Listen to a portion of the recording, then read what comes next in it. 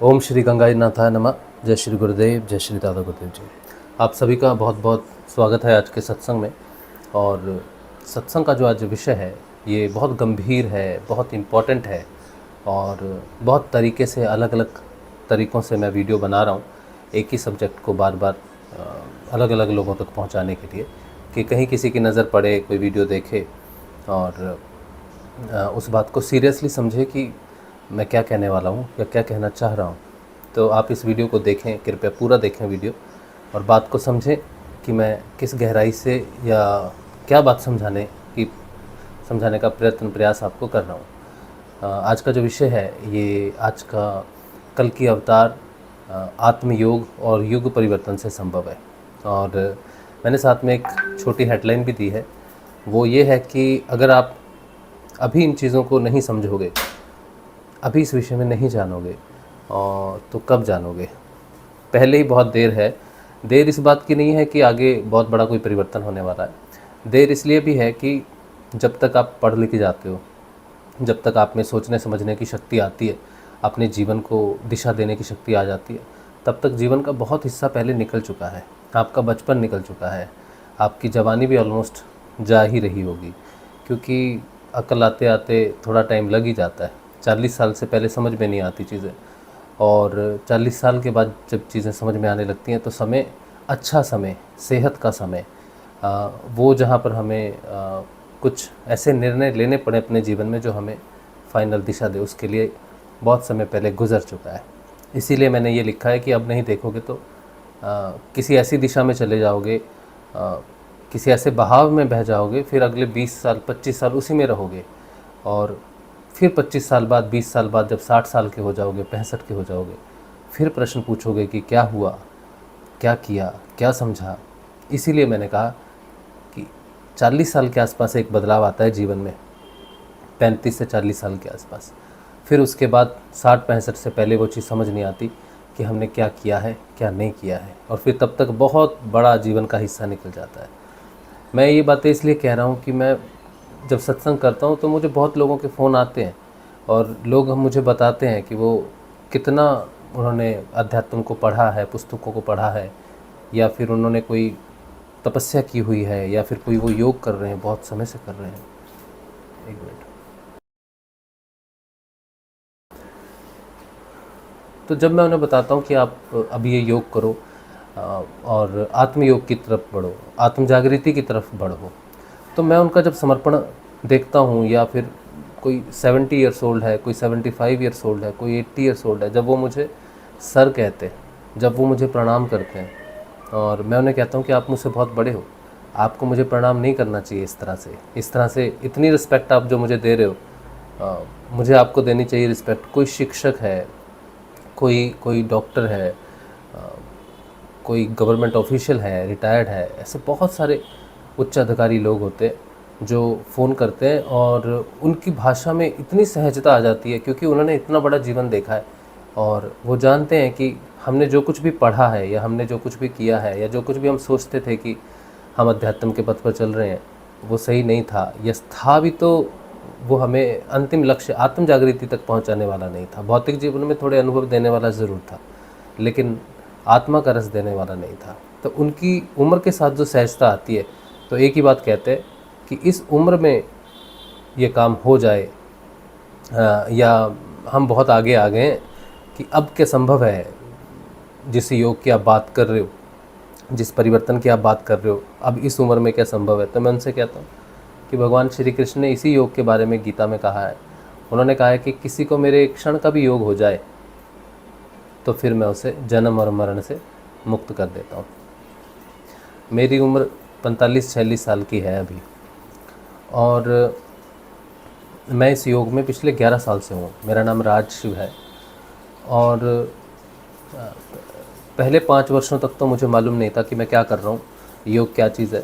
लेकिन बाद के 5 वर्षों में जब मुझ में परिवर्तन आने लगा, आज 6 वर्ष हो गए जो परिवर्तन आत्मयोग से शुरू हुआ, और आज भी मुझे 6 वर्षों के बाद, आत्मयोग के 6 वर्षों के बाद भी मेरे मन में ये बात है कि ये यात्रा जो चलती है, पहले तो आत्म जागृति तक पहुंचने के लिए आपको सही गुरु तक पहुंचना बहुत ज़रूरी होता है, जो आपको आत्मयोग दे सके। सही शिक्षा देने वाले गुरु भरे पड़े हैं, आपको आत्म जागृति की आवश्यकता है, आपको आत्म योग की आवश्यकता है, आपको उस गुरु की आवश्यकता है जो आपको जागृत कर सके, आत्म रूप से जागृत कर सके। मैं आत्मा हूँ, मैं आत्मा हूँ, ऐसा मान लेने से उद्धार नहीं होगा, ऐसा मान लेने से मुक्ति नहीं होगी, मोक्ष नहीं होगा, वो नई चीज़ मिलेगी। मानने से अध्यात्म नहीं चलता, स्वयं जानने से अध्यात्म चलता है। तो आपको आत्म योग देने वाले गुरु की आवश्यकता है, आपको स्वयं भगवान श्री कृष्ण की आवश्यकता है।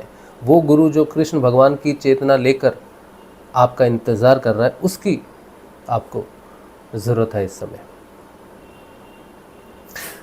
तो क्या बोल रहा था मैं?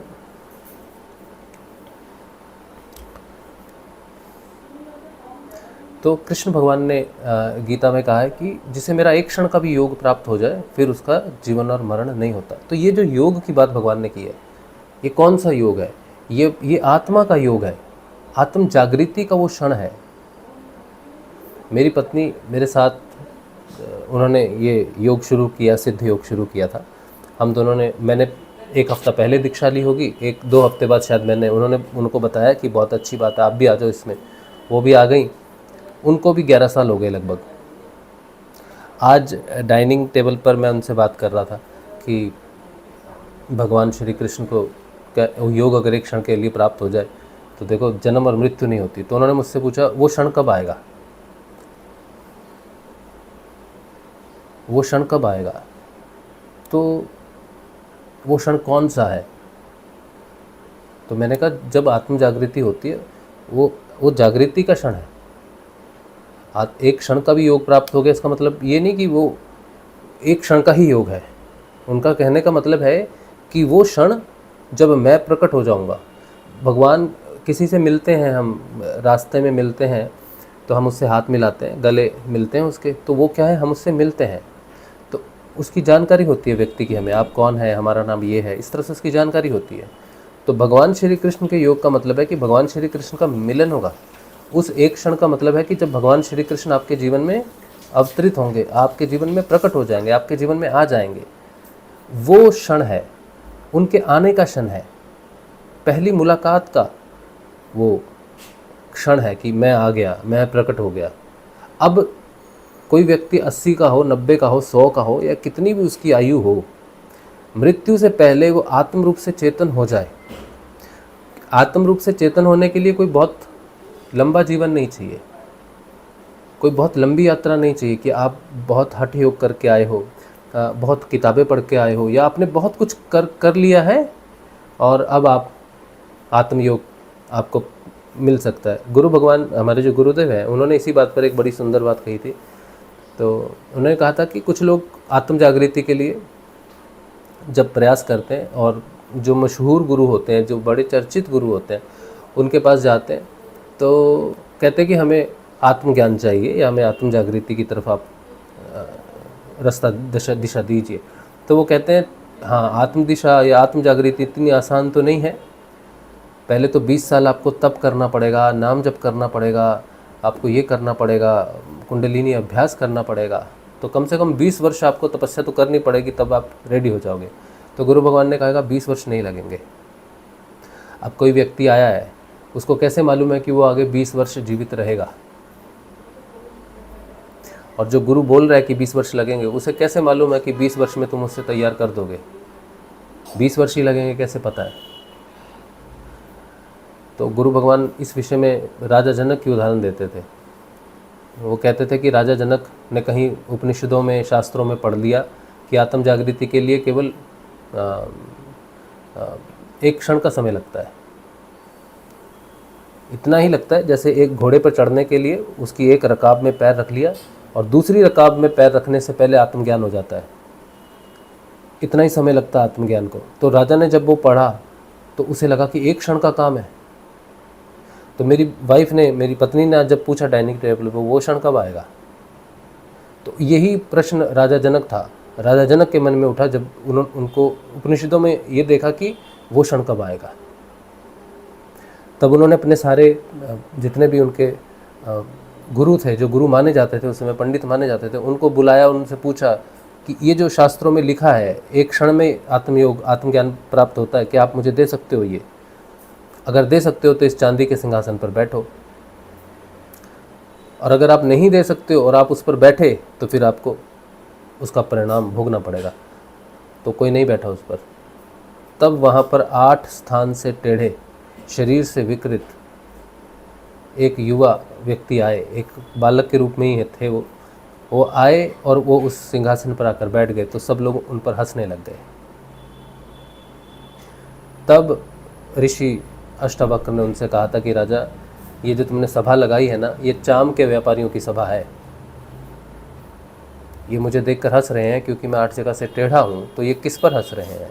जिसने मुझे बनाया उस पर हंस रहे हैं। जब ये ईश्वर पर हंस रहे हैं तो इन्हें उस तत्व का ज्ञान कैसे हो सकता है, ये तुम खुद सोचो। तब राजा जनक ने कहा कि इतनी बड़ी सभा में इतनी बड़ी बात इन ऋषियों को बोलने वाला ये कोई बालक साधारण नहीं हो सकता, इसके पास क्या है? तो बोले, जो तुम्हें चाहिए, एक क्षण में आत्मज्ञान चाहिए, वो मैं तुम्हें दे सकता हूँ। और यही बात भगवान श्री कृष्ण ने कही थी कि एक क्षण का भी योग हो जाए तो काम हो जाएगा।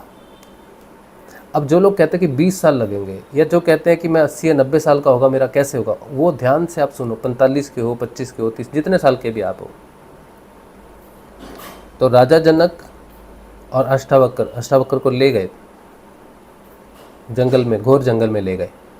वहाँ उन्होंने जाकर कहा कि राजा, मैं तुझे एक क्षण में दे दूंगा, लेकिन पहले दक्षिणा दे। तेरे को आत्मज्ञान हो गया तो क्या भरोसा तू दक्षिणा दे ही ना, तो दक्षिणा पहले दे दे। तो बोले, दक्षिणा जो चाहिए ले लीजिए।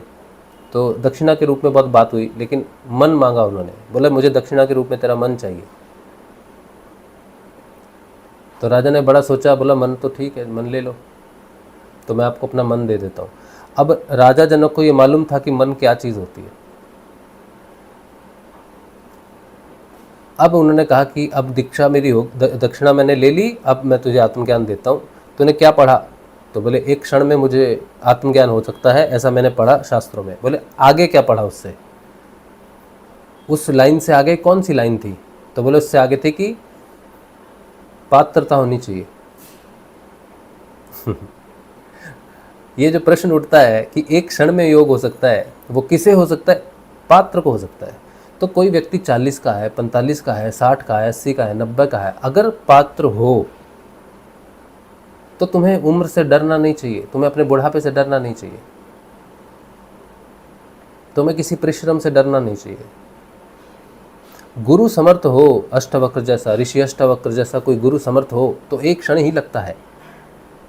शिष्य को राजा जनक जैसा होना पड़ेगा, पात्र होना पड़ेगा, राजा होना पड़ेगा, अमीर होना पड़ेगा, ऐसी बात नहीं है। राजा अमीर है बोल के, और अष्टावक्र ने ये राजा को ये बात बोली थी कि तू राजा है और तू ऑर्डर कर रहा है कि मुझे दो, तो तेरे को नहीं मिलेगा। राजा होके मांगेगा, ऑर्डर देके मांगेगा तो नहीं मिलेगा, बेटर है तू सिंहासन से उतर। और ये ज्ञान तो तब मिलेगा जब तू झुकेगा, जब तू नमस्कार करेगा, गुरु को श्रद्धा से प्रणाम करेगा, उसके आगे झुकेगा, तब जाके तेरे को ये मिलेगा। राजा होके तेरे को नहीं मिल सकता ये। तो राजा जनक सिंहासन से उतर के उनके साथ गया जंगल में, दूर घने जंगल में, और वहाँ जाकर उसने कहा, अब यहाँ पर तू बोल, क्योंकि तेरा राज व्यापार नहीं है, तेरे सैनिक नहीं है, कुछ नहीं है। तब बोला, दो महाराज। तो मन लिया और बोला, अब रख दे, घोड़े की एक रकाब में पैर रख दे। तो रख दिया। अब ये बैठ गया मौन होकर, ऋषि अष्टावक्र जो है मौन होकर बैठ गए। अब राजा देख रहा है, ये तो बैठ गए, एक रकाब पे पैर रखा है, अब दूसरे पे नहीं रख सकता क्योंकि मन नहीं है। आपके पास अगर आपका मन होगा तो आप कुछ खाओगे पियोगे, आज ये खाएंगे, आज ये पिएंगे, आज इतने बजे तक सोएंगे, आज इतने बजे उठेंगे, ये सब कुछ मन से चल रही है। सारा संसार मन से चल रहा है। जहाँ मन शांत हो जाता है वहाँ प्राण शांत हो जाता है, शरीर शांत हो जाता है, बुद्धि शांत हो जाती है, सब रुक जाता है। ये जो चक्र चल रहे हैं, वृत्त चल रहे हैं माया के, ये मन से चल रहे हैं। मन ही है माया का वो अधिकारी जो हमें चलाता है। आज लोग दुनिया में बीमार हैं, मानसिक रूप से बीमार हैं, दवाइयाँ खा रहे हैं, मानसिक दवाइयाँ खा रहे हैं।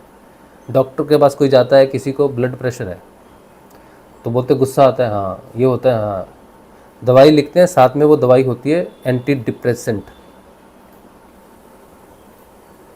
हर 5 में से जो 40 की उम्र हो गई, जिसकी 40-42 की उम्र हो गई, उन हर 5 में से लगभग 2 व्यक्ति ऐसे होंगे जो एंटी डिप्रेसेंट किसी न किसी रूप में ले रहे हैं। जो शुगर की दवाई है उसमें भी एंटी डिप्रेसेंट होगा, जो ब्लड प्रेशर की दवाई है उसमें भी एंटी डिप्रेसेंट होगा। हर दवाइयों में एंटी डिप्रेसेंट है। कोई बहुत समय से बीमार चल रहा है, क्रोनिक डिसीज़ है, हाय मैं बीमार हूँ, मैं कब ठीक होऊंगा, उस दवाई में भी एंटी डिप्रेसेंट होगा कि ये जो बात है, हाय मैं कब ठीक होऊंगा, ये डिप्रेशन ना है उसमें। हर दवाइयों में मन को दवाई दी जा रही है। तो जो परिवर्तन आता है व्यक्ति में, वो मन के माध्यम से आता है, मन के समर्पण से आता है। मन की बड़ी भूमिका है और लोग मन को मारते हैं। मन को मारना थोड़ी है, मन एक खाली बर्तन की तरह है। इसमें आप शराब भर दो, इसमें आप पानी भर दो, इसमें संतरे का जूस भर दो, वैसे ही टेस्ट देगा। वो गिलास का कुछ भी नहीं है। तो मन में प्रकृति गुणों के हिसाब से जो गुण भर देती है, तमोगुण, रजोगुण, सतोगुण, उसी को चखते हैं, उसी के हिसाब से जीवन जीते हैं। अगर उस गिलास को तमोगुण, रजोगुण और सतोगुण से खाली कर दिया जाए तो मन एकदम खाली हो जाएगा। और जब मन खाली हो जाएगा तब वो कहीं नहीं भाग रहा, कोई ऑर्डर नहीं दे रहा उसको भागने के लिए। मन भागता है क्योंकि माया भगाती है उसको। तो हमें जो करना है वो मन को मुक्त करना है, मन को मारना नहीं है। मन की मुक्ति ही असली मुक्ति है, जिसे कहते हैं ना मुक्ति।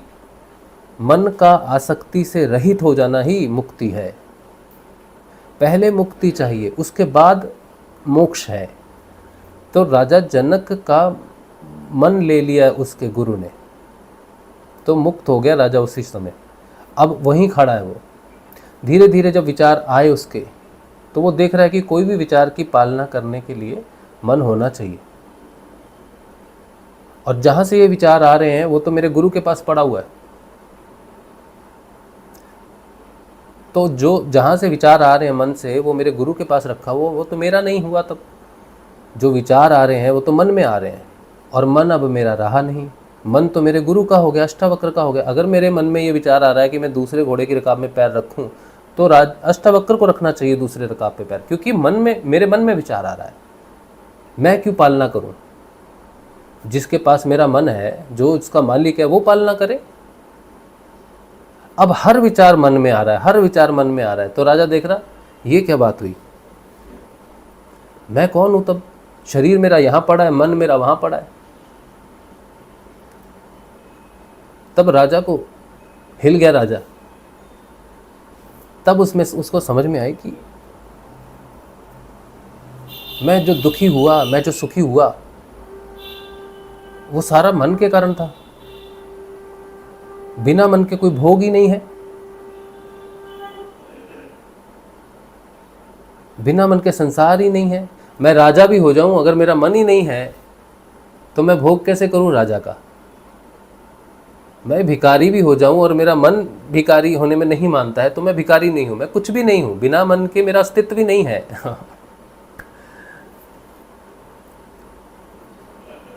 तब राजा को असलियत का ज्ञान हुआ कि मैं मन नहीं हूं, मैं शरीर भी नहीं हो सकता, क्योंकि शरीर तो चल ही नहीं रहा। शरीर कहाँ जाए, किधर जाए? ये तो यहीं रुका रहेगा, इससे आगे तो एक हिल भी नहीं सकता मैं, क्योंकि इसको हिलने के लिए भी इच्छा चाहिए।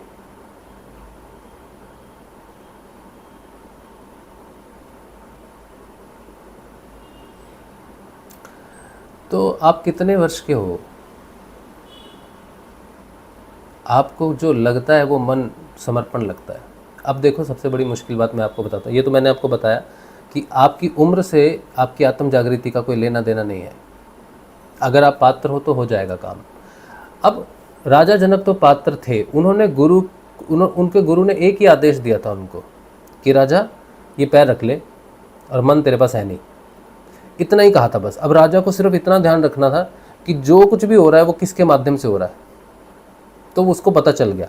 गुरु की आज्ञा का पालन किया राजा ने।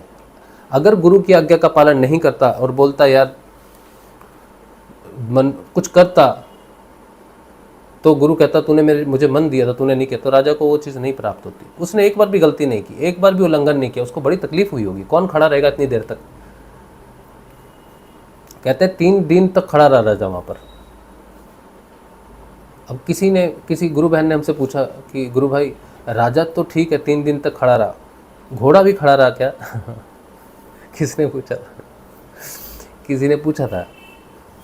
तो हमने कहा घोड़ा क्यों? घोड़े की इतनी चिंता क्यों है? हम आपको सूर्य दिखाएंगे, चंद्रमा दिखाएंगे, तो आप मेरी उंगली देखोगे या चंद्रमा देखोगे? तो जो शिक्षा दी जा रही है वो शिक्षा को देखना है आपको। आजू बाजू जंगल है, कितना घोर घोर जंगल है, जंगल में क्यों गए, नदी वदी थी वहाँ के नहीं, ये सब थोड़ी सोचना है आपको। आपको समझना है कि रस क्या है चीज़ का।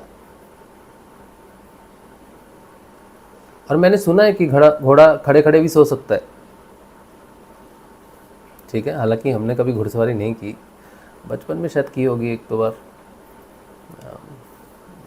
पक्का नहीं पता मुझे।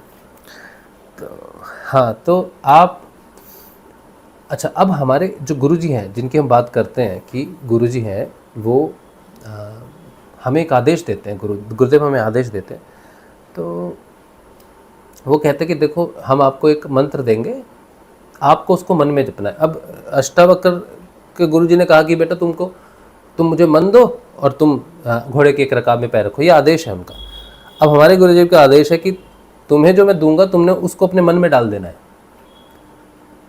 मैं एक मंत्र दूंगा, तुमको उसमें मन में डाल देना है। मन में डाल देना मतलब मन मन में जपना है। इतनी बात गुरुदेव कहते हैं। आप यकीन मानो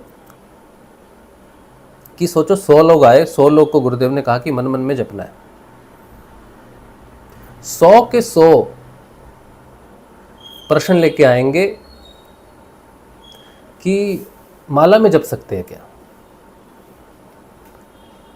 या लिख लिख के कर सकते हैं। अच्छा, समस्या उनकी जो भी हो, जपा नहीं जा रहा, सही उच्चारण नहीं हो रहा, वो हजारों समस्याएं उनकी हो सकती हैं, लेकिन उन्होंने वापस जरूर आना है प्रश्न पूछने के लिए। प्रश्न उन्होंने पूछना ही है। गुरु ने कहा ये करो, तो शिष्य का कर्तव्य है बस कि ये मेरे गुरु हैं, इन्होंने कह दिया तो मैंने मान लिया। उसके बाद शिष्य की जुबान नहीं निकलनी चाहिए, ये होता है समर्पण। लेकिन शिष्य इतने मतलब महान है, वो प्रश्न पूछते हैं फिर से कि अच्छा वो वाला दूसरा वाला मैं कर रहा हूँ, हजारों साल से वो कर रहा हूँ, मेरी परंपरा है, मेरे पित्र हैं, मेरी कुल देवी है, इन्होंने प्रश्न लेके आना ही है। एक नहीं होता जो प्रश्न नहीं लेके आता। अब यही फर्क है उस राजा की पात्रता में और हम सब में। गुरुजी ने एक बार जो बात समझा दी, कह दिया कि मन में जपना है, हर समय जपना है, और इस मंत्र के साथ तुमने दूसरा कुछ नहीं जपना है। सबके प्रति श्रद्धा रखो, विश्वास करो, नमस्कार करो, मंत्र बस यही जपना है, बात ही खत्म हो गई। अब गुरु के पास जाने का मतलब है उसकी तलवार की धार पर अपनी गर्दन को रख लेना। तुम कुछ बोले तो कटी।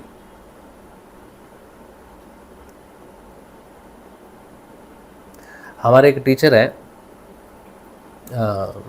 वो हमें फ्लूट सिखाते हैं, बांसुरी सीख रहे हैं हम कुछ समय से।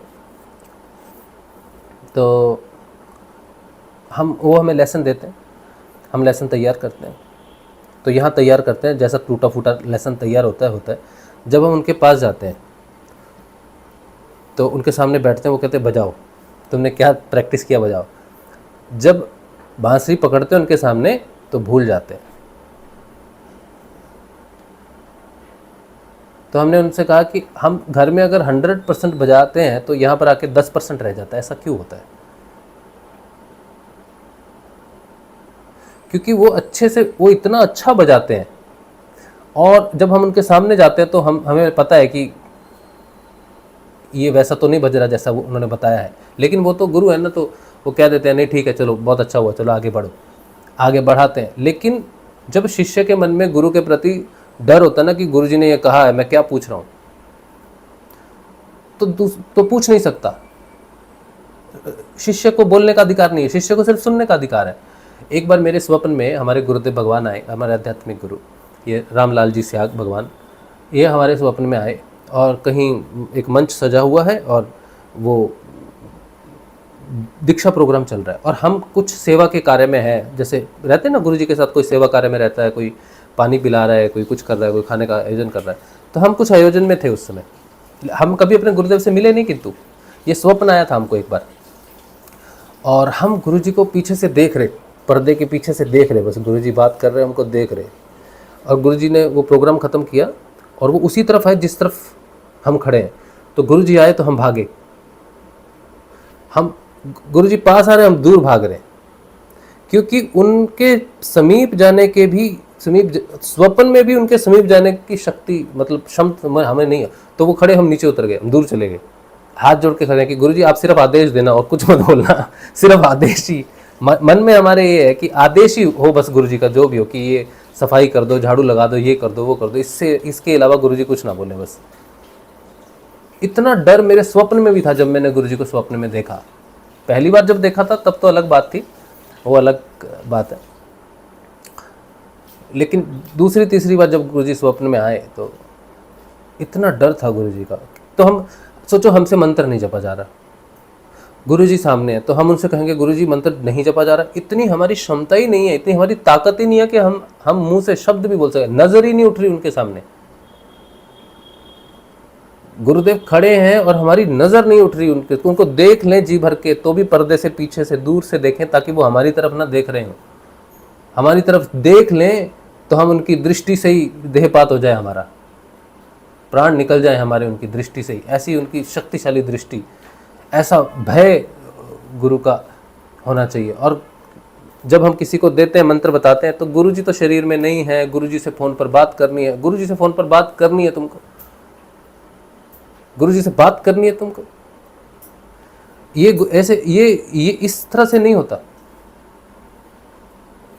जब गुरु खड़े हो, जब गुरु बात कर रहे हो, तो शिष्य की नज़र उनके कदमों में होनी चाहिए, उनके चरणों में होनी चाहिए, और जो उन्होंने कह दिया बहुत ध्यान से सुनना चाहिए। दूसरी बार, एक बार और हुआ, गुरुजी स्वप्न में आए हमारे, गुरुजी ने हमसे कुछ कहा, हमें गुरुजी की बात समझ में नहीं आई। पहली बार में क्या बोला नहीं समझ में आया, तो हम हाथ जोड़ के गुरुजी से कह रहे, गुरुजी ने बात पूरी कर ली, तो हमने उनसे कहा गुरुजी समझ में नहीं आया। तो बोले फिर समझ दूसरी बार बोले, दूसरी बार भी समझ में नहीं आया। अब हमारी हालत खराब होगी कि गुरुजी ने 2 बार कोई आदेश दिया, लेकिन दोनों बार मेरे कानों में नहीं गई बात, मेरे को सुनाई नहीं दिया क्या भाषा में बोले हैं, क्या बोले हैं। अब हम बहुत डर गए।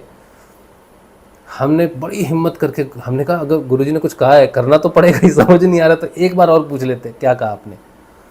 तो हमने गुरुजी से कहा गुरुजी हमको नहीं समझ में आया। तो गुरुजी ने कहा कोई बात नहीं। गुरुजी ने फिर लिखा और लिख कर हमको ये वो दी, बोला ये पढ़ो। तो हमने पर्ची खोली, क्या लिखा है वो भी नहीं समझ में आया। पर्ची खोली, क्या लिखा है समझ नहीं आ रहा, गुरुजी ने क्या लिखा हुआ है। अब नहीं गुरुदेव को बोल सकते गुरुजी जो आपने लिखा है हमको समझ रहे। हमने कहा ठीक है गुरुजी जो है ठीक। फिर मेरा स्वप्न टूट गया, और स्वप्न टूटते ही सुबह जब मैं उठा तो मैंने अपनी पत्नी से कहा हमें जगन्नाथ धाम जाना है, हमें 3 धाम जाना है, कोई 3 धाम। तो जगन्नाथ जी जाएंगे, एक फिर वृंदावन भी गए। तो जगन्नाथ जी गए पहला, दूसरा गए अक्षरधाम, तीसरा गए वृंदावन धाम। ये 3 धाम के बाद हमें भगवान श्री कृष्ण स्वरूप में प्राप्त हुए, मतलब लड्डू गोपाल के स्वरूप में प्राप्त हुए। उसके बाद हमारा भक्ति योग शुरू हुआ, लड्डू गोपाल की सेवा शुरू हुई उसके बाद। तो हमारे जीवन में भक्ति योग आया उस स्वप्न के बाद। उससे पहले हम भक्ति योग से दूर हो गए थे, मूर्तियों से, मूर्ति पूजा से, समर्पित से दूर हो गए थे। लेकिन बोल के नहीं बताया गुरु, बोल के भी बताया लेकिन हमें समझ में नहीं आई बात। वो घटना जीवन में घटी, और घटने के बाद जब लड्डू गोपाल तक आके पूरी हुई सेवा, भक्ति वहाँ से शुरू हुई, तब हमारे अंदर इतना परिवर्तन आया लड्डू गोपाल के साथ कि भगवान अगर बैठे हुए हैं तो बैठे हुए पूर्ण रूप से आश्रित हो जाते हैं। आपको उनकी हर सेवा करनी पड़ती है, जो भी जैसे भी सेवा होती है, मंत्रों मंत्रों से नहीं करते सेवा हम, तो बेटे की तरह उनको प्यार करते हैं। उसी तरह से शिष्य जो है वो गुरु के ऊपर में समर्पित होता है। कुछ भी नहीं कर सकता शिष्य, गुरु ही शिष्य को उठाता है, बिठाता है, खिलाता है, कपड़े पहनाता है, सब कार्य गुरु ही करता है। जो कार्य भक्त भगवान के लिए करता है वही कार्य गुरु शिष्य के लिए करता है। कुछ भी करने के काबिल नहीं होता शिष्य। तो जो योग है आपको, मैं देखो बड़ी अलग सी विस्तृत सी व्याख्या होगी, हालांकि टॉपिक हमारा कल की अवतार। आप सोच रहे होगे कि क्या देखने आए, क्या सुनने आए थे, क्या बोल रहे हैं। अभी तक मैंने आपको जो कुछ भी बोला है वो मैंने आत्म योग के बारे में बोला है, समर्थ सदगुरुदेव के बारे में बोला है, समर्थ सदगुरुदेव को समर्पण के बारे में बोला है।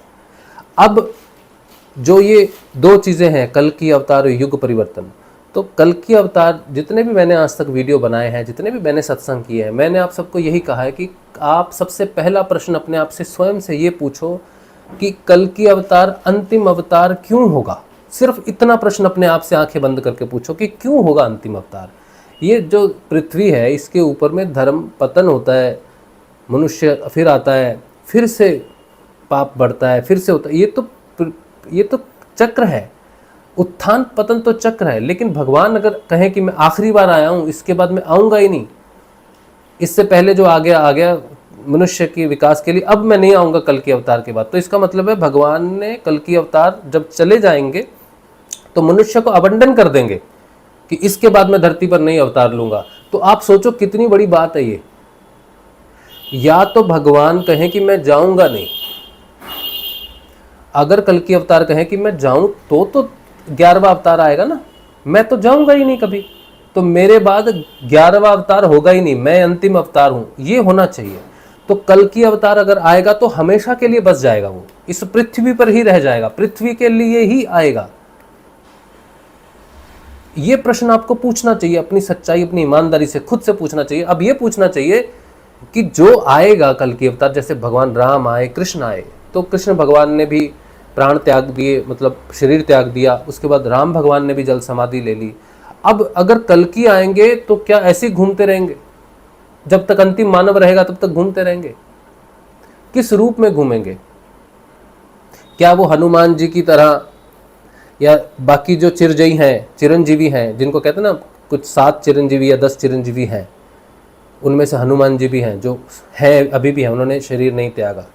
क्या वो भी अदृश्य होकर रहेंगे? कल की भगवान जो आएंगे हमेशा के लिए, वो भी अदृश्य होकर रहेंगे? सवाल पूछना चाहिए आपको। तो उसके बाद भगवान कहते हैं कि मैं धर्म की स्थापना करूंगा। तो अदृश्य होकर कैसे धर्म की स्थापना करोगे? आज हम हनुमान जी को पूजते हैं, तो जो पूजता है उसको हनुमान जी रक्षा करते हैं, उसका मार्गदर्शन होता है। लेकिन संसार में इतना मारकाट चल रही है, इतना धोखेधड़ी, इतना काले बाजारी चल रही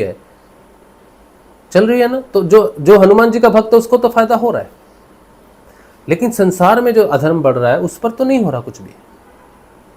तो कल की अवतार तो कहता है कि मैं धर्म की स्थापना करूंगा। अगर कल की अवतार को धर्म की स्थापना करनी है, हमेशा के लिए करनी है, तो इसका मतलब है उनको हर व्यक्ति के हृदय में उत्पन्न होना पड़ेगा, जागृत होना पड़ेगा, अपना योग प्रदान करना पड़ेगा। तो कल की एक योग की स्थापना करेंगे, कल की इस पृथ्वी पर आएंगे और मनुष्य के साथ अपने योग की स्थापना करेंगे, कल की योग की स्थापना करेंगे। तो वो योग भगवान श्री कृष्ण ने गीता में बताया है कि मेरा योग जिसे एक क्षण के लिए प्राप्त हो जाए उसका फिर जन्म मरण नहीं होगा। तो भगवान श्री कृष्ण जो कल की स्वरूप में आएंगे, उनका जो योग है वो आत्म योग है। जो परिवर्तन मनुष्य में आएंगे वो सारे के सारे आत्मा के माध्यम से आएंगे। आप जितने लोग अभी योग में आए हो, नए जो आएंगे, धीरे धीरे जब आप योग में आगे बढ़ेंगे तब आपको मालूम चलेगा कि भगवान श्री कृष्ण का योग आखिर होता कहाँ है।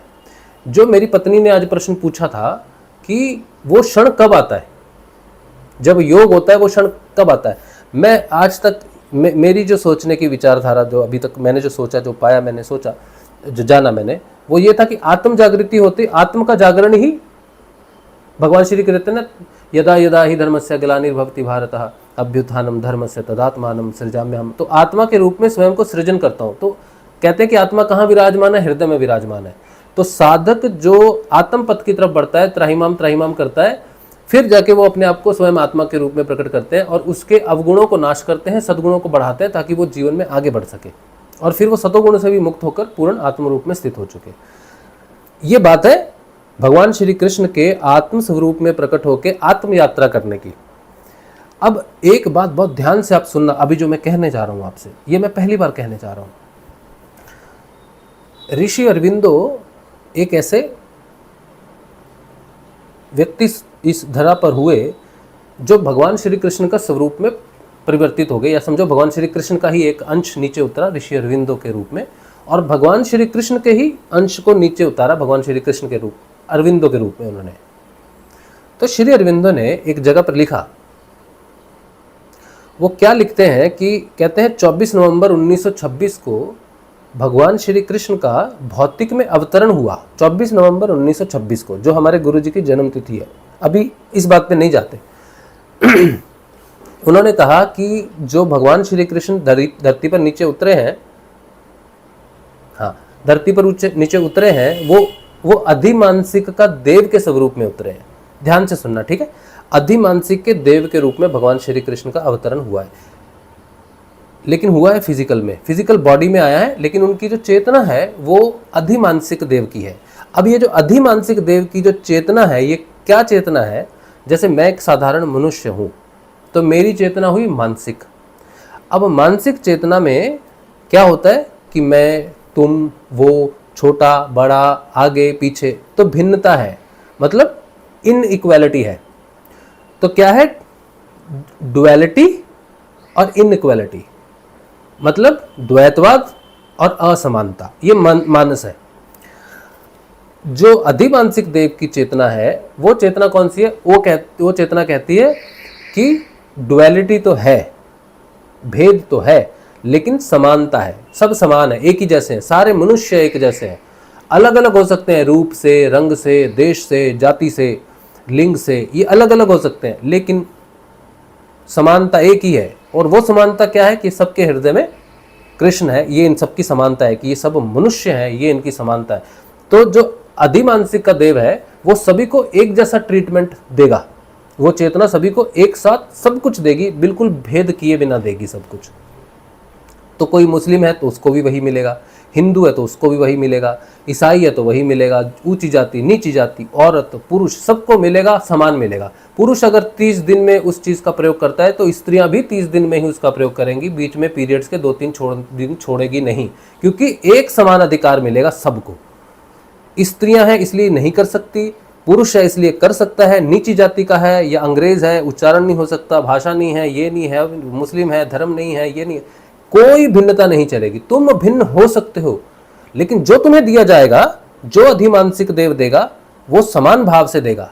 तो गुरु भगवान ने जो मंत्र दिया, उन्होंने कहा एक ही जपना पड़ेगा, जो भी हो, तुम जहां से भी हो, एक ही जपना पड़ेगा। जितनी भी भिन्नता, अपनी भिन्नता बनाए रखो, लेकिन जो मैं दूंगा वो सबके लिए एक ही है और अंतिम मनुष्य तक वो एक ही रहेगा। वो था शब्द। तो अधिमानसिक का देव जो स्थापित करेगा, वो किसी एक शब्द से स्थापित करेगा, मानवता को एक करना शुरू करेगा, भिन्नता खत्म करना शुरू करेगा, पहले इनइक्वालिटी खत्म करेगा। तो सबको आत्म रूप से चेतन करना, आत्म रूप से चेतन होने के बाद भी द्वैतवाद बना रहता है। तो जब कोई व्यक्ति मानसिक से अधिमानसिक होगा या अधिमानसिक देव की चेतना में प्रवेश करेगा, तो वो उसको पहला योग प्राप्त होगा, उस गुरु का, उस कल की अवतार का वो योग प्राप्त होगा उसको, वहां पर वो हृदय से चेतन होगा। अब उस गुरु के अधिमानसिक देव के योग के साथ अब वो उसकी चेतना ऊपर बढ़ेगी। चेतना ऊपर बढ़ते बढ़ते वो एक जगह पर पहुंचेगा जहां पर चेतना है, जहां पर पॉइंट है जिसे कहा जाता है अति मानसिक। एक है मानसिक हम लोग, एक है अधिमानसिक, वो देव जो आएगा परिवर्तन के लिए, जो हमसे जुड़ेगा नीचे, और ऊपर का जो हिस्सा है वो हिस्सा उसका जुड़ता है अति मानसिक के साथ। तो मानसिक का परिवर्तन अधिमानसिक से होते हुए मानसिक अति मानसिक में चला जाएगा, जिसे बोला गया है सुपर माइंड। तो मनुष्य का मन का रूपांतरण कर दिया जाएगा, क्योंकि मन ही है जो संसार को चलाता है, जैसे भी चलाता है। जो भी जो भी अधर्म है वो मन के माध्यम से हो रहा है, इच्छाओं से हो रहा है। तो मन का परिवर्तन हो जाएगा तो अधर्म का नाश हो जाएगा, तब धर्म की स्थापना की जा सकती है अति मन में। तो मनुष्य में जो आगामी विकास आएगा वो मन का आएगा। शरीर का विकास अपने आप हो जाएगा प्राण के माध्यम से। जब मन स्वस्थ हो जाएगा तो प्राण स्वस्थ हो गया और नीचे शरीर अपने आप दिव्य हो जाएगा। दिव्य रूपांतरण, शरीर के लिए अलग से कुछ नहीं करना पड़ेगा, सिर्फ मन का उपचार की जरूरत है। तो ये जो योग है ये मन का उपचार करते हुए व्यक्ति को नए मन तक लेके जाएगा, जिसे ऋषि अरविंदो ने अति मन कहा है। और अति मन की स्थिति में पहुंचकर उसका योग होगा भगवान श्री कृष्ण के साथ।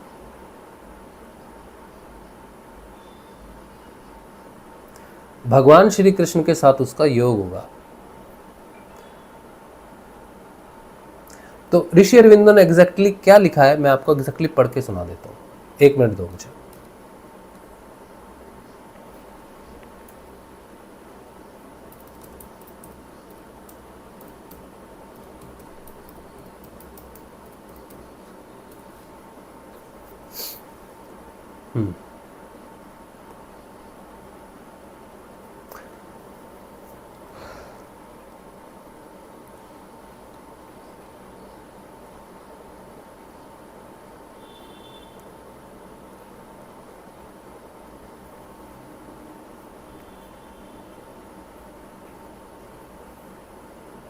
बहुत ज़रूरी है, 1 मिनट मुझे दीजिए। मैं कुछ भी तैयार नहीं करता हूँ, तो जो भी होता है लाइव ही होता है।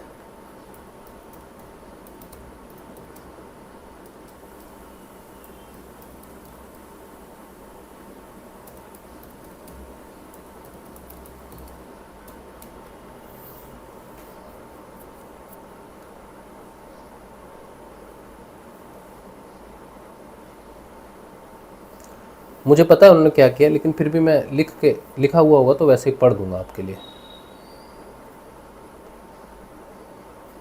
हाँ 1 मिनट। एक गुरु जी की वेबसाइट है, उसी से मिला मुझे। तो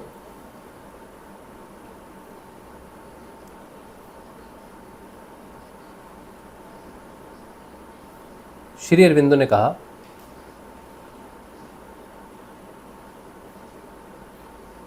ये एक काफ़ी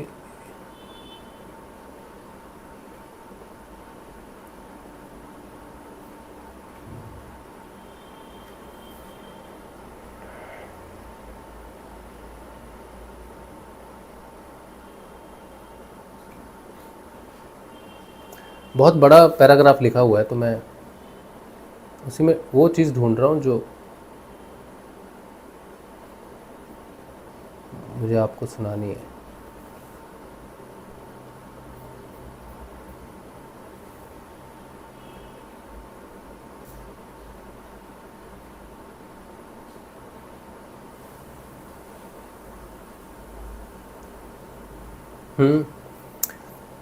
हाँ वो ऊपर ही था। कहते हैं अक्टूबर 1935 में श्री अरविंदो ने इस अवसर के बारे में लिखा था।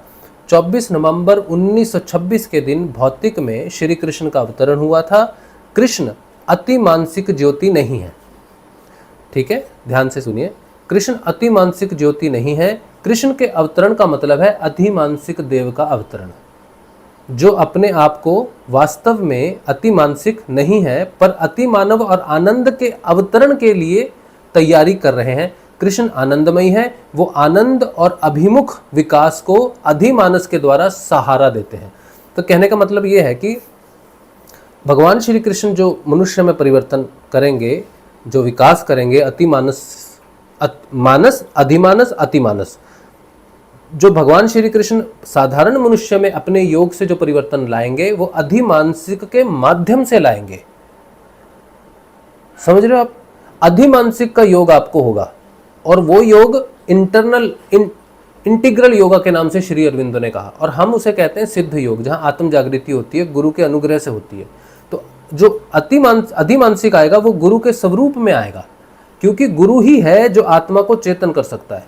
तो अधिमानसिक देव अगर कल की अवतार के स्वरूप में नीचे धर्म को हमेशा के लिए मिटाने के लिए और हमेशा के रहने के लिए आता है, तो उसको गुरु के स्वरूप में आना पड़ेगा। ये बात हम बहुत समय से चिल्ला के बोल रहे हैं कि जिस कल की अवतार की तुम प्रतीक्षा कर रहे हो वो गुरु होगा, और वो गुरु साधारण नहीं होगा, बल्कि इस संसार में हर व्यक्ति के साथ जुड़ जाए, जो भी सकारात्मक व्यक्ति उसके साथ जुड़ जाएगा, उसकी आत्मा की जागृति हो जाएगी, यही उसका चिन्ह होगा, जगा देगा आत्म स्वरूप में। और वो इसलिए जगा पाएगा क्योंकि भगवान श्री कृष्ण के सहयोग से वो कार्य करेगा। भगवान श्री कृष्ण अजन्मा है, हृदय में निवास करते हैं, स्वयं को जगाने के लिए भगवान श्री कृष्ण का होना अति आवश्यक है। तो वो गुरु, जिसको गुरु और शिष्य लीनियज में सारे गुरुओं का आशीर्वाद प्राप्त हो, क्षमता प्राप्त हो, और अजन्मा पुरुष, नील पुरुष कहे कि तू जहां मुझे जगाए मैं जग जाऊंगा, ये दोनों चीजें होनी चाहिए, तब वो गुरु होता है समर्थ सदगुरुदेव। और जब वो जिसको जगाएगा तब वो जाग जाएगा, और जागने के बाद उसका रूपांतरण होगा अतिमानस में, आनंद की तरफ जाएगा वो। तो अतिमानस जब हो जाएगा तब भगवान श्री कृष्ण के स्वरूप में उसका योग प्रकट होगा। भगवान श्री कृष्ण के साथ योग उसका अतिमानस आनंद की तरफ हो जाएगा, क्योंकि भगवान श्री कृष्ण आनंदमयी है। तो हमारी चेतना को अधिमानसिक के विकास से होते हुए आनंद तक पहुंचना जरूरी है। जहां हम आनंद में प्रवेश करते हैं वहीं भगवान श्री कृष्ण का योग प्राप्त हो जाएगा, वही वो क्षण है। समझ रहे मैं क्या बोल रहा हूं? तो कल्कि अवतार हमें क्या क्या क्या देगा? भगवान श्री कृष्ण के योग के लिए आत्म रूप से चेतना देगा। बैठो बेटा यहाँ पर।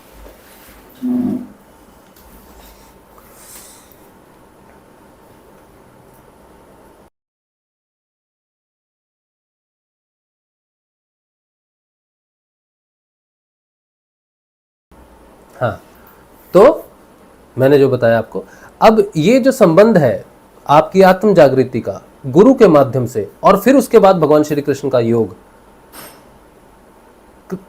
और जितने भी गुरुदेव के शिष्य हैं जिन्हें मैं जानता हूँ, बहुत सारे हैं जिन्हें जानता हूँ, जिन्हें नहीं भी जानता, उन्होंने बहुत बार मुझसे प्रश्न किया। एक गुरु भाई तो अभी भी हमारे कहीं वृंदावन में है, उनका कुछ आयोजन चल रहा है, वो एक ज्योतिष है, नरहरि भाई, वो उन्होंने भी एक बार प्रश्न पूछा। और भी हमारे मनोज है, और भी बहुत सारे गुरु भाई हैं हमारे, जिन्होंने कहा कि हमारे मन में ना कृष्ण भगवान की तरफ हम जप रहे हैं, गुरु भगवान को, लेकिन हमारा आकर्षण श्री कृष्ण की तरफ हो रहा है। और बहुत गुरु बहनें हैं, गुरु भाई है जो जप रहे हैं, और मतलब ये तो माला है, मन में जप रहे हैं, उनका विकास हो रहा है, गुरु भगवान का योग उन्हें मिल रहा है, और उनके अंदर भगवान श्री कृष्ण प्रकट हो रहे हैं। मुझे एक प्रश्न आया कि हम श्री कृष्ण की तरफ आकर्षित होते हैं, तो क्या हमारी साधना में एक भटकाव तो नहीं हो जाएगा? गुरुदेव के प्रति कोई भटकाव नहीं हो जाएगा? मैंने कहा गुरुदेव का स्वरूप ही कृष्ण है।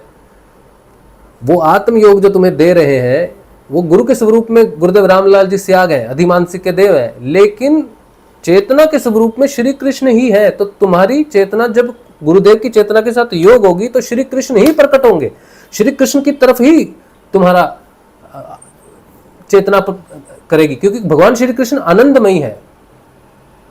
और जहां तुम आनंद में पहुंचे वहां भगवान श्री कृष्ण का योग हो। तो भगवान श्री कृष्ण है जो तुम्हारा दैविक रूपांतरण कर देंगे, दिव्य रूपांतरण कर देंगे। तो इसे ही ऋषि अरविंदो ने कहा कि आगामी मनुष्य जाति दिव्य जाति धारण, दिव्य रूप धारण करेगी। क्यों? क्योंकि कृष्ण के साथ योग हो जाएगा उनका। और श्री अरविंदो ने यह भी कहा कि पृथ्वी के लिए उस योग को पूर्ण करने के लिए मैंने भगवान श्री कृष्ण के योग को सिद्ध किया। और भगवान श्री कृष्ण जो पृथ्वी सबसे बड़ा वरदान मांग सकती थी कि मेरा दिव्य रूपांतरण करो, इस मृत लोक को अमृत लोक करो। कृष्ण आएंगे तभी अमृत हो सकते हैं, क्योंकि अमृत केवल कृष्ण ही है, केवल आत्मा ही है जो अमृत है। जिसको आत्मयोग होगा वही अमृत रहेगा, बाकी सब तो मरेंगे, शरीर तो मरता ही है। तो पृथ्वी मृत लोक से अमृत लोक की तरफ जा रही है। तो पृथ्वी अपने लिए सबसे बड़ा वरदान ये मांग रही सकती थी कि मैं कभी नष्ट ना हो। लोग कहते हैं पृथ्वी नष्ट हो जाएगी, ये हो जाएगी, वो हो जाएगी। तो भगवान श्री कृष्ण के योग से पृथ्वी कभी नष्ट नहीं हो सकती। यही वो वरदान है पृथ्वी का, पृथ्वी को अमर करने का। यही वो योग है और यही वो युग परिवर्तन है जिसकी आपको प्रतीक्षा है कि कब वो आएगा, कब हम नए युग में प्रवेश करेंगे, दिव्य मनुष्य आएगा। तो मैं ये बात आपको बोल रहा हूँ, बहुत लोगों तक ये बात पहुँचे, क्योंकि लोग क्या ढूंढते हैं, कोई ध्वंस हो रहा है, हम कहाँ जाएंगे, ध्वंस होगा, ये दिखेगा, वो दिखेगा। ध्वंस तो बेटा आपके अंदर होगा। आपकी वृत्तियाँ बदलेंगी, आपकी संरचना बदल जाएगी, आपके सोचने का ढंग बदल जाएगा, कर्म करने का ढंग बदल जाएगा, आप में दिव्य विकास हो जाएगा, आप बीमार मन से मुक्त हो जाएंगे, दिव्य मन के स्वामी हो जाएंगे। कोई शरीर की बीमारी नहीं, मन की बीमारी है, स्वतंत्रता है, मृत्यु आपके हाथ में है। आपको पार्थिव इमोर्टैलिटी मिलेगी, पार्थिव अमरता मिलेगी आपको। ऋषि अरविंदो को लोग जानते नहीं है क्योंकि पॉलिटिकली ऋषि अरविंदो को दबाया गया, उनके सिद्धांतों को दबाया गया। अगर आप देखोगे, जब वो 1907 की बात है, जब वो क्रांतिकारी थे, जेल में हुए, फिर उत्तर पड़ा भाषण, उनका पूरा विकास है। पहला दिव्य मनुष्य जिसे भगवान श्री कृष्ण का वो योग प्राप्त हुआ जो हम सबको होगा, वो थे श्री अरविंदो। पहले व्यक्ति इस धरती के ऊपर में जो नव मानव की घोषणा करते हैं कि मनुष्य वैसा होगा। उन्होंने अपने ऊपर बहुत सारे एक्सपेरिमेंट किए कि मेरा शरीर जो परिवर्तन हो रहा है इसको मैं टेस्ट करता हूं। तो एक बार उन्होंने क्या किया, बहुत सारी अफीम मंगाई कि कोई इतनी सी अफीम खाए तो खाएगा तो बेहोश हो जाएगा, ज़्यादा खाएगा तो मर जाएगा। तो ऋषि अरविंदो ने इतनी अफीम मंगा ली जिससे 8 या 10 लोग खा के मर सकते हैं। अकेले ही खा गए। अकेले खाने के बाद देखा कि मेरे शरीर में कुछ परिवर्तन हो रहा है। कोई परिवर्तन नहीं हुआ, कुछ भी नहीं हुआ। श्री अरविंदो ने अपने आप को देखा कि मेरे शरीर में वो शक्ति सिर्फ, क्योंकि श्री अरविंदो एक जगह बड़ी सुंदर बात लिखते हैं, मैं आपको दिखाता हूं। देखो, अभी वो मुझे पेज मिलेगा ही नहीं क्योंकि मैं तो पढ़ता हूं वैसे ही, कोई चिन्ह भी नहीं लगाता, बस पढ़ लेता हूं। एक थोड़ा समय दीजिए।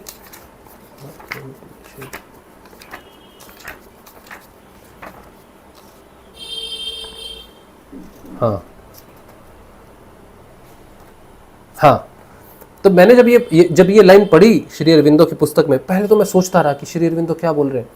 क्या कहते हैं, अपनी आत्म चेतना की वर्तमान अवस्था में जीने का अर्थ है अज्ञान में जीना। क्या कह रहे हैं, अपनी आत्म चेतना की वर्तमान अवस्था में जीने का अर्थ है अज्ञान में जीना तथा अज्ञान में कर्म करना। हम स्वयं के विषय में अज्ञानी हैं क्योंकि हम अभी तक अपने अंदर केवल उसी को जानते हैं जो क्षण क्षण, घड़ी घड़ी, कालांतर में, जन्म जन्मांतर में सर्वदा बदलता रहता है। व्यक्तिगत चेतना जो बदलती है, स्थिर नहीं है। ठीक है,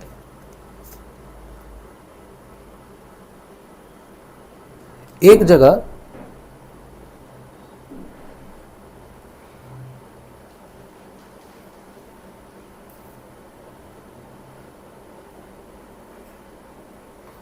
ब्रह्मविद को केवल प्रकाश का आनंद ही नहीं मिलता। ब्रह्मविद मतलब जिसके अंदर ब्रह्म प्रकट होते हैं, आत्म जागृति होती है।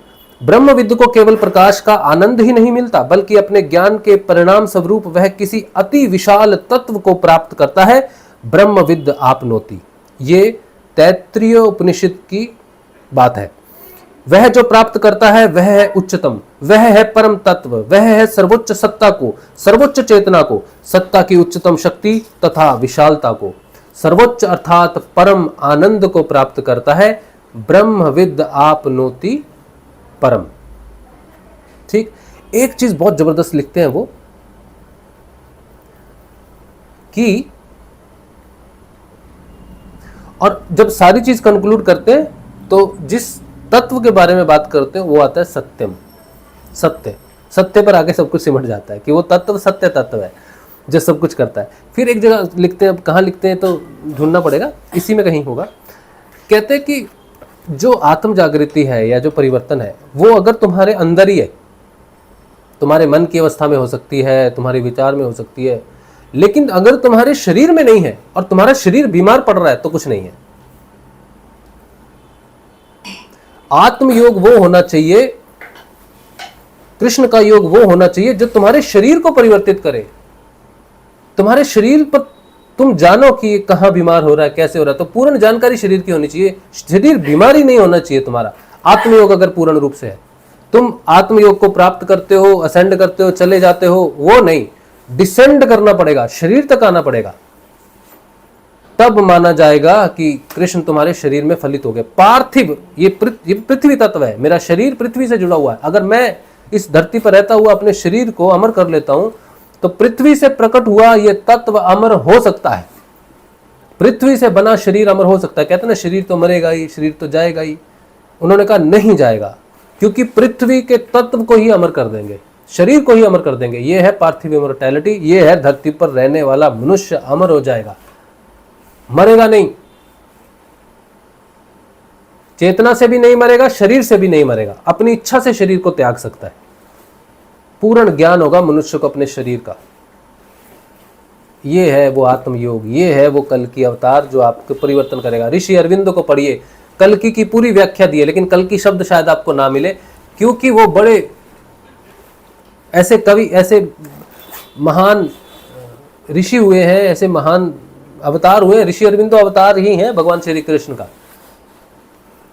लेकिन समाज के परिवर्तन के लिए उन्होंने उस अवतार को नीचे उतारा है।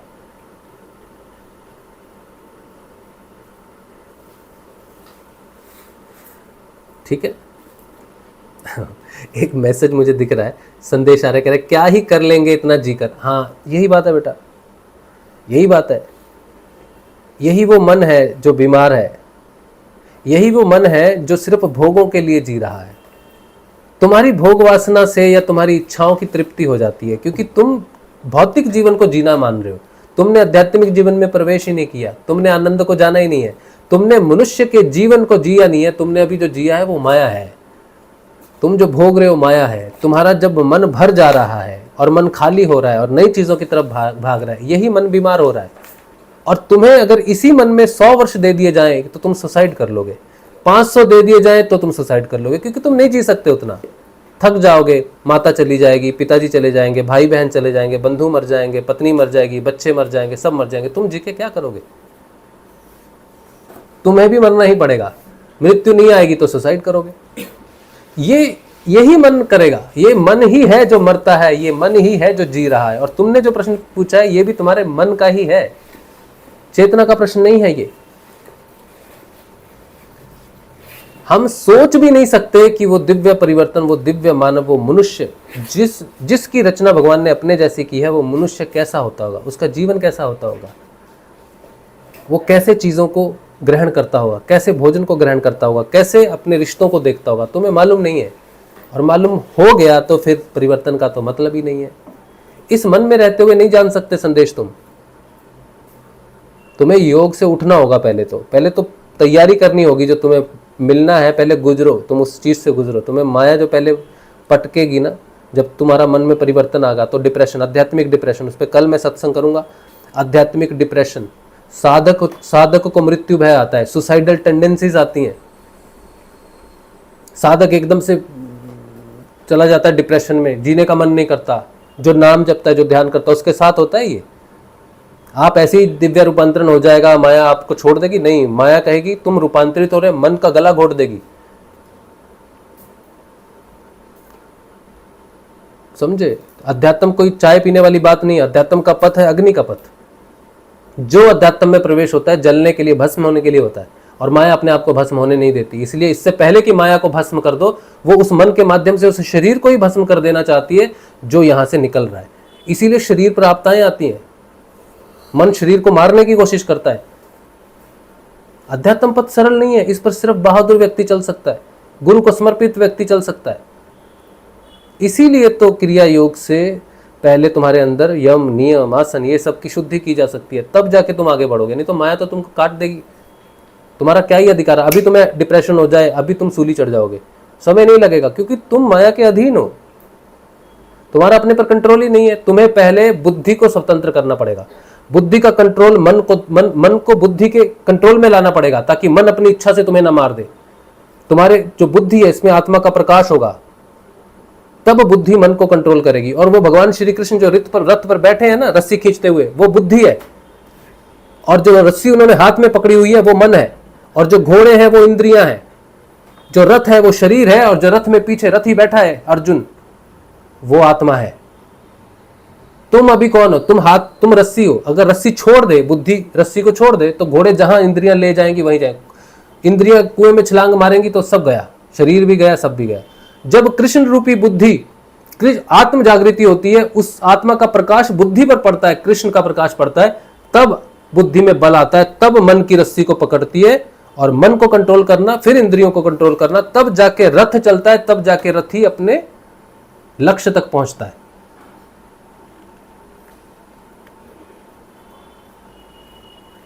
ठीक है, चलो आज के लिए तो मैंने 8:15 तक ही मैंने सत्संग करना था। इसका कारण ये है कि एक छोटा बच्चा मेरे पास पढ़ने के लिए आता है, तो उसको मैंने पढ़ाना है। तो अभी 5 मिनट होगा, एग्ज़ाम हो गए तुम्हारे खत्म? अच्छी बात है, अच्छा हुआ एग्ज़ाम हिंदी का, ठीक है। अच्छा चलिए, तो मैं क्या कर रहा हूँ, मैं प्रश्न लेता हूँ जल्दी, ठीक है? कोई प्रश्न आपका रह जाएगा तो हमें क्षमा कर देना। अच्छा, सबसे पहले आप सभी को जय श्री गुरुदेव।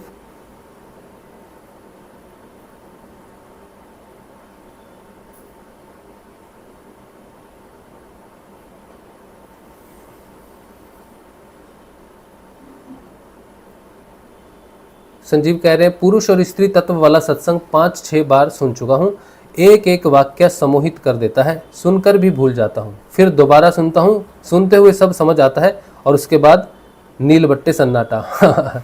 ये बहुत अच्छी बात आपने कही संजीव। बाहर से हमें जानकारी मिलती है, लेकिन जब अंदर प्रकट होगा तभी परिवर्तन होते सारे। और वो जो सत्संग है, पुरुष और स्त्री वाला जो सत्संग है, जो आज से 3 दिन पहले हुआ था, वो वाकई में एक अद्भुत सत्संग है और बहुत ही सुंदर सत्संग है। और मैं भी अगर उसे सुनूंगा तो शायद मेरा खुद का मन नहीं भरेगा, वो इतना सुंदर और इतना शक्तिशाली सत्संग है। तो सभी देखें, अच्छी बात है।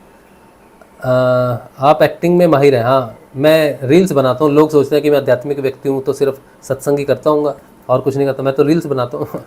मैंने 2011 में प्रोफेशनल एक्टिंग का कोर्स किया, फिर मैंने फिल्मों में भी एक फिल्मों में मैंने काम किया है, तो मैं प्रोफेशनली एक्टर ही था पहले। और फिर बहुत ज़्यादा बीमार होने की वजह से मैं वो काम नहीं कर सका अपना, फिर मैंने वो सब छोड़ दिया, फिर अध्यात्म में आ गया। अध्यात्म में आत्म जागृति आई और एक जगह पर जाकर हम फंस गए।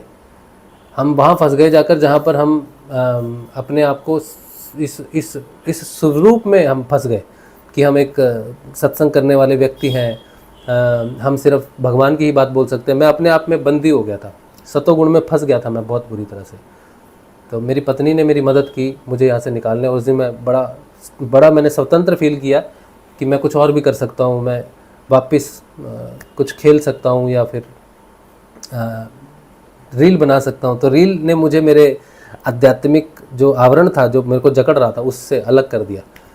तो मैं सबके साथ रील शेयर की थी कि मैं बड़ा साधारण व्यक्ति हूँ, सरल व्यक्ति हूँ, क्योंकि लोग समझते हैं कि यार ये तो सत्संग करता है, ये तो भगवान की बात करता है, इसको अगर अध्यात्म में उन्नति मिल रही है तो हो सकता है। लेकिन बिल्कुल साधारण व्यक्ति हैं, बिल्कुल कोई विशेषता नहीं है। जो विशेषता है वो गुरु की विशेषता है। एक बार दोबारा थोड़ा और समझाएं, मैं थोड़ा मंदबुद्धि हूँ। मैं आपसे भी ज़्यादा मंदबुद्धि हूँ, चिंता की बात नहीं है, ठीक है? आप इसको फिर से सुनेंगे तो हो जाएगा, अभी तो समय उस हिसाब से नहीं है हमारे पास आज। सुषमा जी कह रहे हैं बिल्कुल सही कहा भाई जी, मेरे साथ भी होता है। हाँ, पर हर श्री कृष्ण का ही स्वरूप आता है। हाँ, बिल्कुल श्री कृष्ण की तरफ ही आपका झुकाव होगा। आपने भी कहा था मुझसे शायद। रीना कह रहे दिव्य मनुष्य होने के बाद अगर उसका कोई कहीं रोड एक्सीडेंट हो जाए तो वह क्या नहीं मरेगा? बहुत अच्छा प्रश्न है, लेकिन ये तो दिव्य मनुष्य होने के बाद ही पता चलेगा कि रोड एक्सीडेंट में मरेंगे कि नहीं मरेंगे।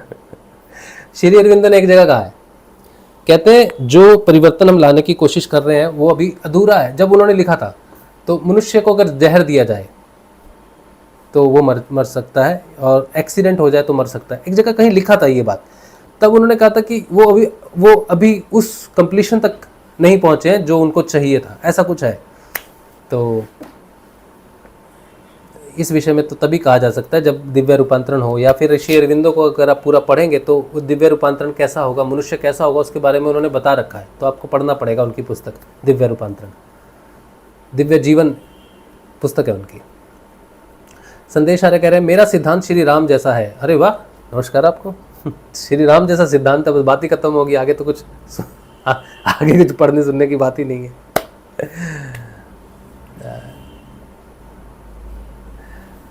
क्या कह रहे हैं आप? उस तरह नहीं जी सकता जहां धोखा देके पेड़ जैसे दूध वाला पानी मिलता है, नौकरी वाला रिश्ता खाता है, बनिया ज़्यादा मार्जिन लेता है। हाँ, तो मैंने वही तो किया, वहाँ लंबा जी कर आप क्या करोगे? जहाँ पर ये सब कुछ है। तो परिवर्तन होगा तो अकेले आप में तो नहीं होगा, परिवर्तन होगा तो सामूहिक परिवर्तन होगा, तब जाके तो युग परिवर्तन होगा। ठीक है। सर कॉल से इंटरनेट नेपाल में क्लोज होता है, पता नहीं मुझे यार। इसको यह जानना है 43 से साल कैसे हो गए। हमको यह जानना है 4 लाख 23,000 से 5,200 साल कैसे हो गए? हाँ, अरे ये बहुत लोगों की प्रश्न है कि जो लोग बताते हैं, पंडित बताते हैं कि ये 4 लाख वर्ष का है, लेकिन एक जगह ये भी बात आती है कि ये कलयुग के अंतर्गत ही एक उत्थान है, बहुत बड़ा उत्थान है, जो 1,000 साल का उत्थान है। तो हो सकता है कलयुग की सीमा बहुत बड़ी है, उसके बीच बीच में उत्थान आता है कि अगर कलयुग सिर्फ चलता ही रहेगा तो फिर जो मानव बचेगा ही नहीं। तो बीच बीच में कलयुग में उत्थान है, तो ये सबसे बड़ा उत्थान है जिसे कहा गया है, संतों ने अपनी वाणी में लिखा है कि 1,000 साल का सतयुग लगेगा और वो पहला सतयुग होगा कलयुग के अंदर। अब आप कलयुग को अगर 4,23,000 का मानते भी हैं तो हर 5,000 साल बाद 1,000 साल की उन्नति होती है, जो मनुष्य को कम से कम बचा के रखेगा। लेकिन वो कहते हैं ना उत्थान और पतन होता है, ये सबसे बड़ा उत्थान है। विवेकानंद जी ने कहा आज तक जितने भी उत्थान हुए वो इस उत्थान के सामने गाय के खुर जैसे लगेंगे, लेकिन ये अंतिम उत्थान है ऐसा कहीं भी नहीं कहा गया। ठीक है, तो कलयुग के बीच में एक ब्रेक ही समझो आप कि मनुष्य को एक दिशा मिलेगी ताकि वो बीच बीच में उस उत्थान को पकड़ के जीवित तो रहे कम से कम, ऐसा मुझे समझ में आती है बात। बाकी तो मैं जो इस रूपांतरण से गुजर रहा हूँ मैंने आपको वही बताया कि हाँ ये रूपांतरण सत्य है कि आत्म जागृति एक साधारण व्यक्ति की हो सकती है और भगवान श्री कृष्ण के योग की तरफ हम बढ़ सकते हैं। गुरु भाई जल्दी से कहीं भी पॉडकास्ट स्टार्ट करो आप भी। हाँ मैं पॉडकास्ट करूँगा, और आप किसी को जानते हो पॉडकास्ट जो कर सकते हो, हम जाके वहाँ बात कर सकते हैं। बस मैं अपने गुरु परिवार में पॉडकास्ट नहीं करूँगा। जो हमारे गुरु भाई कुछ करते हैं, इंटरव्यू लेते हैं, पॉडकास्ट करेंगे, तो हम अपने गुरु परिवार में नहीं करेंगे।